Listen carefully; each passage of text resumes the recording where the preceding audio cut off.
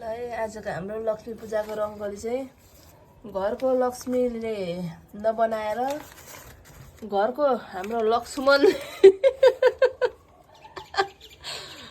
घरको लक्ष्मणले बनाउँदै हुनुहुन्छ। यस्तो छ रङ्गोली चाहिँ।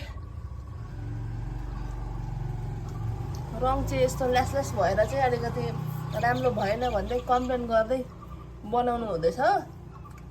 यो किन्ने चाहिँ मै हो, हतारमा किनेको रङ यस्तो परिया छ।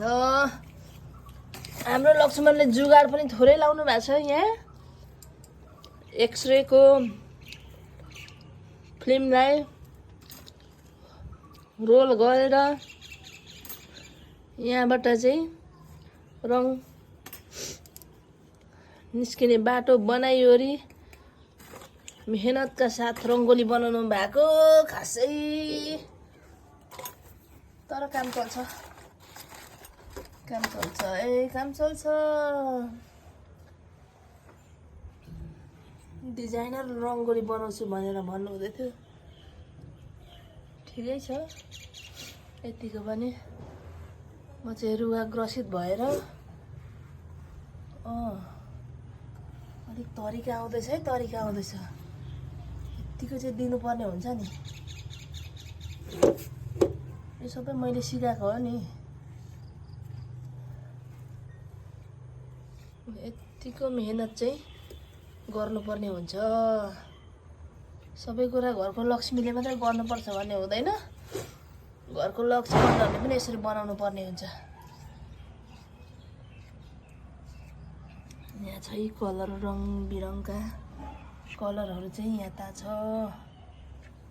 ठिक छ, काम चलाउ सरकार, भइहाल्छ। यता चाहिँ फाइनल लुक चाहिँ यस्तो देखिएको छ।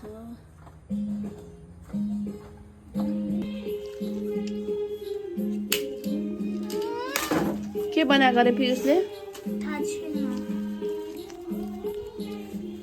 आज पापाको कला देखियो।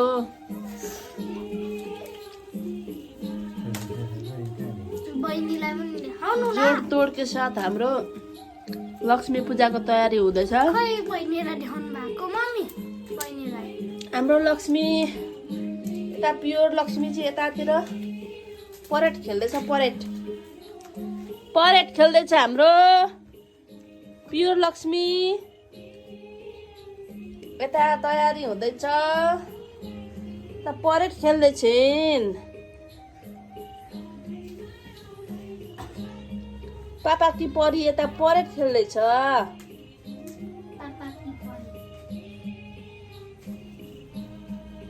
पापा कि परीको त नाकको पाल मात्र यत्र देखिन्छ हैन पुक्कु? त्यो नाकको पाल के भएको? छोरी के भएको त्यो? यसरी हाम्रो पूजाको लागि तयारी गर्दैछौँ है हामी चाहिँ। यसरी